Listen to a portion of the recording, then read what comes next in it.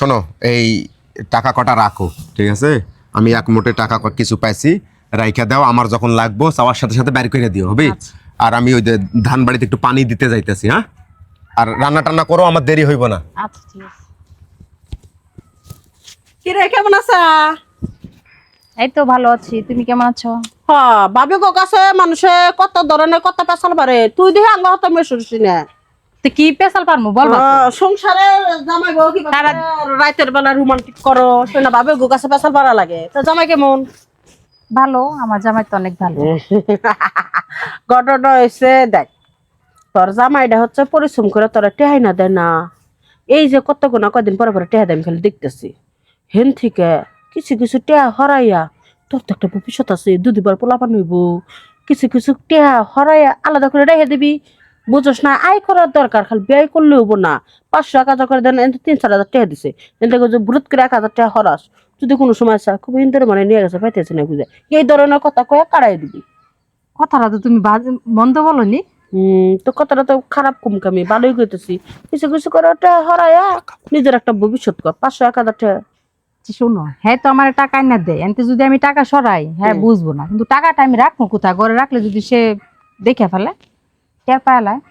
ওরে বাবা রে বাবা, সুন্দর একটা বুদ্ধি করছিস। ঘরে যদি আনাচা কানাচা টাকা পয়সা লুকায় রাখস, ওইটা সহে আজ ওই কাল ওই তোর দাবার চোখে পড়বো।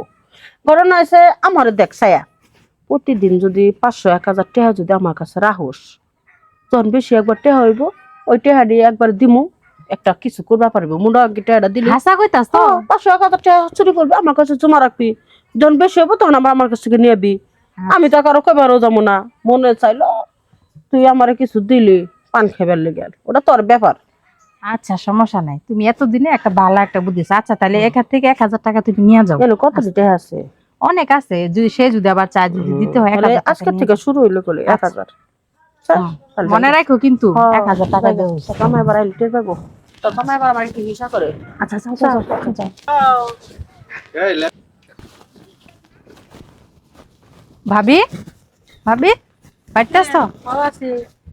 এই যে নাও তোমার কাছে, এই যে আরো দিলাম। এই যে শুনো, এতদিন ধরে যে টাকা দেওয়া হইতাছে, এই যে 1000 টাকা দিলাম, কিন্তু 50,000 টাকা কিন্তু মিল হয়েছে আমার, বুঝছো ভাবি? আচ্ছা দেখো দেখো। ও মুনমুনাফা বাড়িতে আছেন না? কাপড় দিতেছি, রাসলাই হ্যাঁ আফা, ওই যে বললাম যে আমার তো আমার 50,000 টাকা সুদ দেন। নিয়ে আমি রইছি। শোন, 50,000 টাকা দিলাম, হ্যাঁ। প্রতি মাসে মাসে 4,000 টাকা করে লাভ দিবি। আচ্ছা ঠিক আছে, আচ্ছা ঠিক আছে আফা, সমস্যা নাই। জায়গা তালি। আচ্ছা আফা। হ্যাঁ, আমি কাপড় দিতে শেষ করে নি।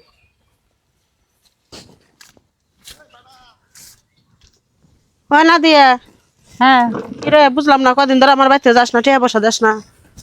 আরে ভাবি, আমার জামাইটা একটু ব্যবসা লস খায় গেছে, বুঝছো? তারে কিছু টাকা টুকা দেওয়া লাগবে, মানে ব্যবসা করার জন্য। ভাবছিলাম যে তোমার বলবো, বুঝছো? তোমার কাছে যে টাকাগুলো রাখছিলাম না, টাকাগুলো আমারে দিয়ে দিয়ে।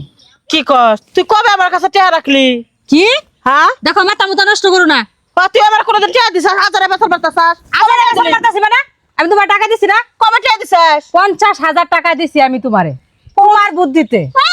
মিছা কথা বলছিস, তোর কোন প্রমাণ আছে? প্রমাণ আছে তুই আমার টাকা দিছিস? সেসব ফালতু বেতন পারবি না। আরে আল্লাহ, হায় হায়, ভাবি এটা কি বলে? এখন আমি কি করব? একটা না দুইটা না 50,000 টাকা দিছি, আর ভাবি এখন কিভাবে অস্বীকার করতেছে টাকার জন্য।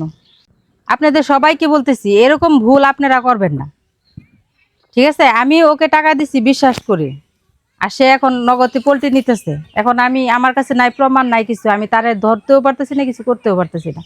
তাই আমার মতো আপনারা কেউ এরকম ভুল করবেন না, স্বামীর পকেট থেকে টাকা চুরি করে অন্য জায়গায় রাখবেন না।